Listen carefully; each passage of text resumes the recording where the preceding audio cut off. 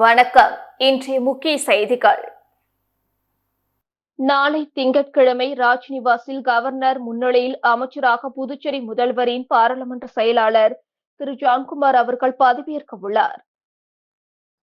நாளை திங்கட்கிழமை ராஜ்நிவாசில் கவர்னர் முன்னிலையில் அமைச்சராக புதுச்சேரி முதல்வரின் பாராளுமன்ற செயலாளர் திரு ஜான்குமார் அவர்கள் பதவியேற்க உள்ளார். இந்நிகழ்ச்சியில் மார்டின் குழுமத்தின் நிர்வாக இயக்குநர் திரு ஜோஸ் சார்லஸ் மார்டின் அவர்கள் பங்கேற்கிறார். இதற்கிடையே அமைச்சராக ஜான்குமார் பதவியேற்புக்கு வாழ்த்து தெரிவித்து காமராஜர் நகர் தொகுதி, நெல்லித்தோப்பு, முதலியார்பேட்டை, காலாப்பட்டு, திருபுவனை, ஏம்பலம், பாகூர் உள்ளிட்ட பல்வேறு தொகுதிகளில் பாரதிய ஜனதாவினர் வாழ்த்து பதாகைகளை வைத்து வாழ்த்து தெரிவித்துள்ளனர்.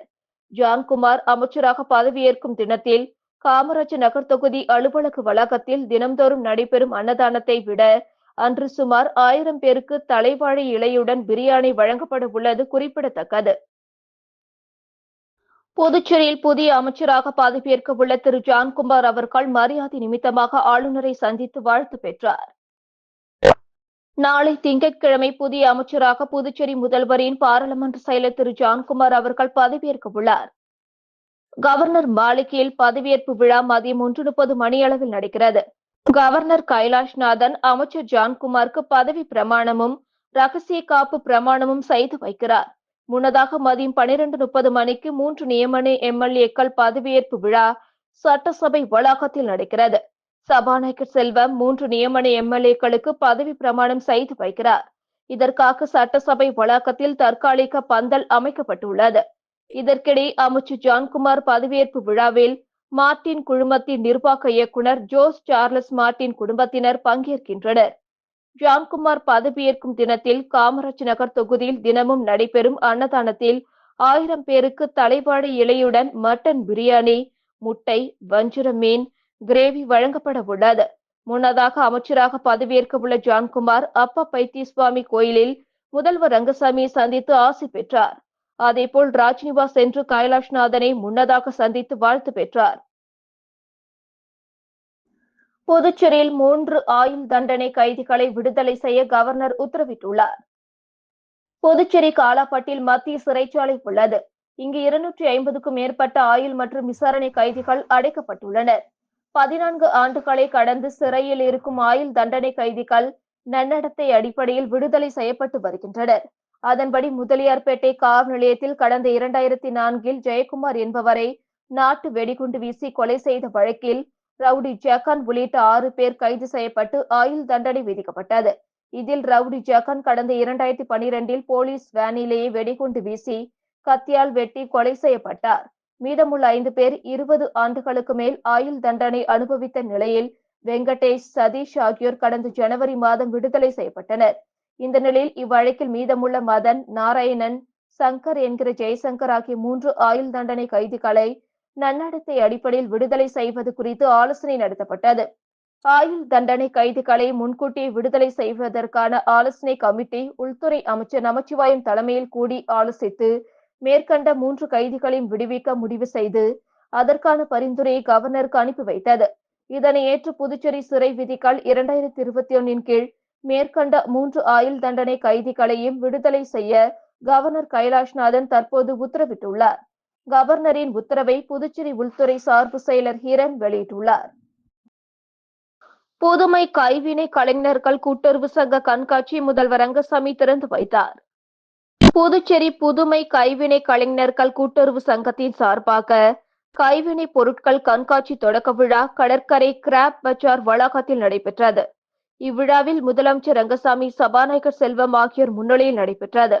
இவ்விழாவில் மாவட்ட தொழில் மைய பொது மேலாளர் கோவிந்தராஜ், திட்ட மேலாளர் ஜெயராமன், தொழில் மற்றும் வணிகத்துறை துணை இயக்குநர் நரேந்திரன், கைவினை அபிவிருத்தி உதவி இயக்குநர் ரூப்சந்தர், கலைமாமணி ராஜி சிற்பி, பத்மஸ்ரீ வி.கே. முனுசாமி ஆகியோர் கலந்து கொண்டு குத்துவிளக்கை ஏற்றி உறுப்பினர்களுக்கு அடையாள அட்டை வழங்கி கண்காட்சியை தொடங்கி வைத்தனர்.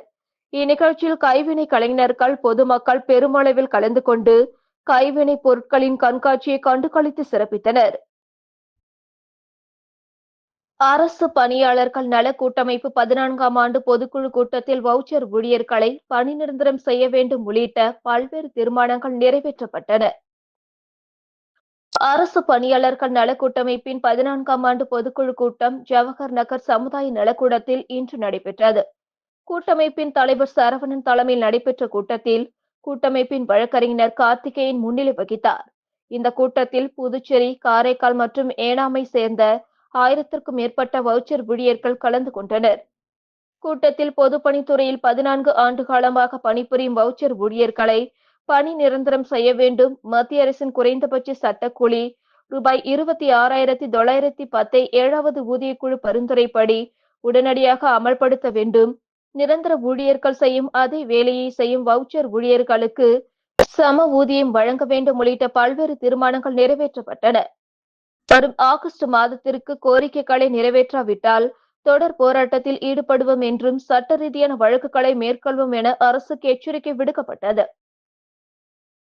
இந்திய கம்யூனிஸ்ட் கட்சி இந்திரா நகர் கதிர்காமம் தொகுதி மாநாட்டில் வீடற்ற மக்களுக்கு அடுக்குமாடி குடியிருப்பு வழங்க வேண்டும் உள்ளிட்ட பல்வேறு தீர்மானங்கள் நிறைவேற்றப்பட்டன. இந்திய கம்யூனிஸ்ட் கட்சி இந்திரா நகர் மற்றும் கதிர்காமம் தொகுதி மாநாடு எல்லைப்பிள்ளை சாவடி பகுதியில் உள்ள தனியார் ஹோட்டலில் இன்று நடைபெற்றது. தொகுதி குழு உறுப்பினர்கள் விஸ்வநாதன், மகாலிங்கம், ராஜகுமாரி, மூத்த நிர்வாகி ஜெயபாலன் ஆகியோர் தலைமையில் நடைபெற்ற மாநாட்டை மாநில செயலாளர் சலீம் துவக்கி வைத்தார். முன்னாள் அமைச்சர் விஸ்வநாதன், மாநில துணை செயலாளர் சேது செல்வம் ஆகியோர் முன்னிலை வகித்தனர்.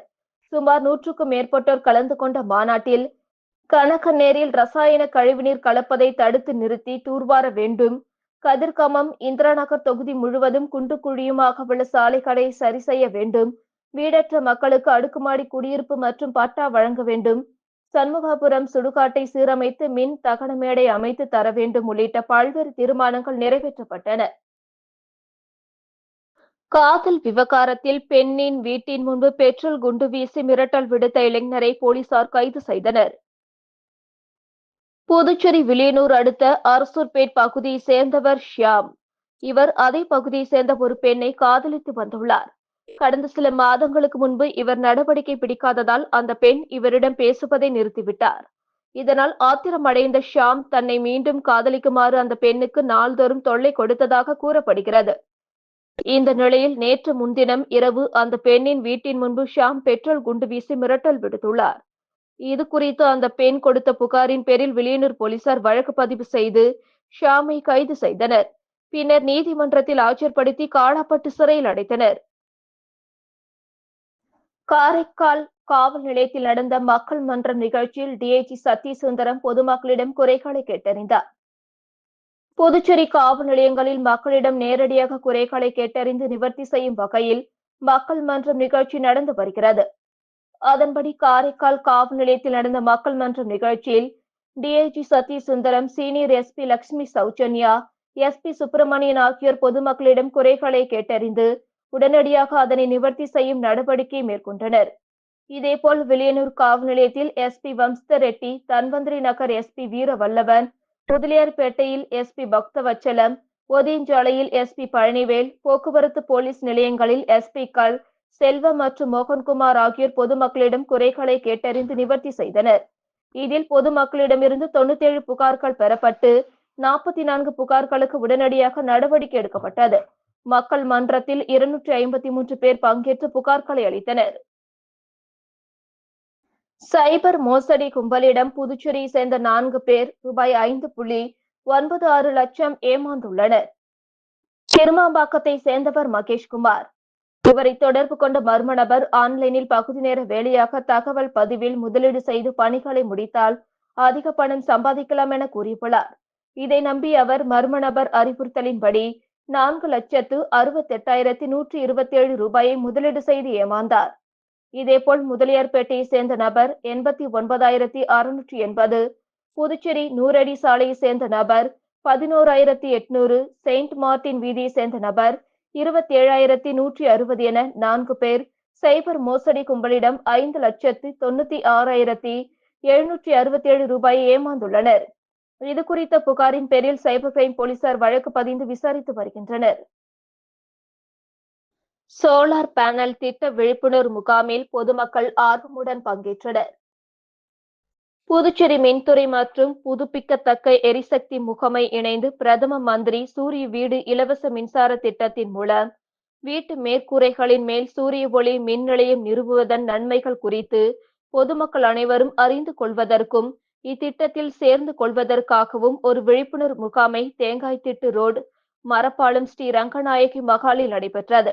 இத்திட்டத்தின் மூலம் வீட்டின் மேற்கூரையில் சூரிய மின் உற்பத்தி நிலையம் அமைப்பதற்கு 1 கிலோ வாட்டிற்கு ரூபாய் 30,000 2 கிலோ வாட்டிற்கு 60,000 3 கிலோ வாட் மற்றும் அதற்கு மேல் ரூபாய் 78,000 மானியமாக மத்திய அரசு வழங்குகிறது.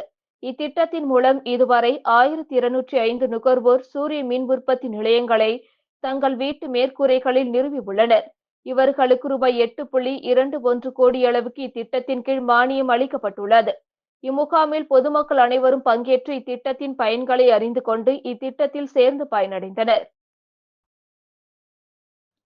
புதுச்சேரியில் நடப்பு ஜூலை மாதத்தில் 5வது முறையாக வெயில் சதமடித்துள்ளது. புதுச்சேரியில் கடந்த மார்ச் மாதம் முதல் கோடைக்காலம் துவங்கியது. இந்த ஆண்டு முதன்முறையாக கடந்த ஏப்ரல் 12ஆம் தேதி 100.4 டிகிரி பதிவானது. தொடர்ந்து மே 4ஆம் தேதி 100.6 டிகிரியும் 12ஆம் தேதி 102.6 டிகிரியும் பதிவானது. அதன் பிறகு கோடை மழை பெய்ததால் வெயிலின் தாக்கம் குறைந்திருந்தது. இதனால் கத்திரி முடியும் வரை புதுவையில் 3 முறை மட்டுமே வெயில் 100 டிகிரிக்கு மேல் பதிவாகியிருந்தது. ஆனால் ஜூன் மாதம் துவங்கியதில் இருந்து வெயிலின் தாக்கம் மீண்டும் அதிகரித்தது. குறிப்பாக ஜூன் 1ஆம் தேதி 101.5 டிகிரியும் 7ஆம் தேதி 100.8 டிகிரியும் 8ஆம் தேதி நடப்பாண்டிலேயே புதிய உச்சமாக 104 டிகிரியும் 9ஆம் தேதி 100.4 டிகிரியும் வெயில் பதிவானது. மற்ற நாட்களில் தினமும் சராசரியாக 97 முதல் 99 டிகிரி வரை பதிவாகி வந்தது. இந்நிலையில் ஜூலை மாதம் துவங்கியது முதல் தினமும் கத்திரிக்கு இணையாக வெயில் கொளுத்தி வருகிறது. ஜூலை 5ஆம் தேதி 100 டிகிரியும் 8ஆம் தேதி 100.6 டிகிரியும் 9ஆம் தேதி 100.6 டிகிரியும் 11ஆம் தேதி 100.22 டிகிரியும் பதிவானது. இதன் தொடர்ச்சியாக நேற்றும் 100.4 டிகிரியாக வெயில் சுட்டெரித்தது. நடப்பு கோடை சீசனில் ஏப்ரலில் ஒரு முறை, மே மாதத்தில் 2 முறையும், ஜூன் மாதத்தில் 4 முறையும் வெயில் சதமடித்த நிலையில் ஜூலை மாதம் யாரும் எதிர்பார்க்காத வகையில் 12 நாட்களில் 5 முறை வெயில் 100 டிகிரிக்கு மேல் பதிவாகியுள்ளது.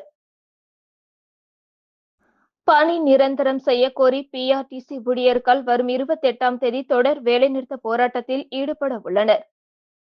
இதுகுறித்து புதுச்சேரி சங்கங்களின் ஒருங்கிணைந்த கூட்டு போராட்ட நடவடிக்கை குழு வெளியிட்டுள்ள அறிக்கையில், சாலை போக்குவரத்து கழகத்தில் 11 ஆண்டுகளாக பணியாற்றி வரும் ஒப்பந்த ஊழியர்களை பணி நிரந்தரம் செய்ய வேண்டும், 7வது ஊதிய குழுவை அமல்படுத்துவது குறித்து கடந்த 6ஆம் தேதி நடந்த கூட்டத்தில் முடிவு செய்யப்பட்டது. தொடர்ந்து நாளை 14ஆம் தேதி கருப்பு பேட்ஜ் அணிந்து பணி செய்வது, வரும் 21ஆம் தேதி பிஆர்டிசி முன்பு கண்டன ஆர்ப்பாட்டம் நடத்துவது, அதனைத் தொடர்ந்து 28ஆம் தேதி தொடர் வேலைநிறுத்த போராட்டத்தில் ஈடுபட உள்ளனர். ஆகவே பிஆர்டிசி நிர்வாகம் ஊழியர்களை உடனடியாக அழைத்து பேச்சுவார்த்தை நடத்த வேண்டுமென குறிப்பிடப்பட்டுள்ளது. புதுச்சேரி பல்கலைக்கழகத்தில் தொலைதூர கல்விக்கு விண்ணப்பங்கள் வரவேற்கப்படுவதாக அறிவிக்கப்பட்டுள்ளது. இது தொடர்பாக புதுச்சேரி பல்கலைக்கழக நிர்வாகம் வெளியிட்டுள்ள செய்திக்குறிப்பில், புதுச்சேரி பல்கலைக்கழகத்தின் தொலைதூர கல்வி இயக்குநரகத்தால் மொத்தம் 20 பட்டப்படிப்புகள் வழங்கப்பட்டு வருகிறது. இதில் MBA சந்தைப்படுத்துதல், நிதி, மனிதவள மேலாண்மை, சர்வதேச வணிகம், பொது சுற்றுலா, செயல்பாடுகள் மற்றும் விநியோக சங்கிலி, மேலாண்மை மற்றும் மருத்துவமனை மேலாண்மை என 8 படிப்புகள் உள்ளன. MA ஆங்கிலம், ஹிந்தி, சமூகவியல், MCOM என 4 படிப்புகள் உள்ளன. BBA, BCom, BA ஆங்கிலம், பொருளாதாரம், வரலாறு, அரசியல் அறிவியல், சமூகவியல் மற்றும் பத்திரிகை வெகுஜன தொடர்பு என 8 படிப்புகள் உள்ளன. இந்த பட்ட படிப்புகள் டெல்லி தொலைதூர கல்வி பணியகத்தால் அங்கீகரிக்கப்பட்டுள்ளது. 2025ஆம் ஆண்டுக்கான மாணவர் சேர்க்கை தற்பொழுது நடைபெற்று வருகிறது. மேலும் ஆன்லைன் விண்ணப்பங்களுக்கான ஆகஸ்ட் 31ஆம் தேதி கடைசி நாளாகும். ஆர்வமுள்ள மாணவர்கள் இணையதளம் மூலம் விண்ணப்பிக்கலாம் என்று தெரிவிக்கப்பட்டுள்ளது.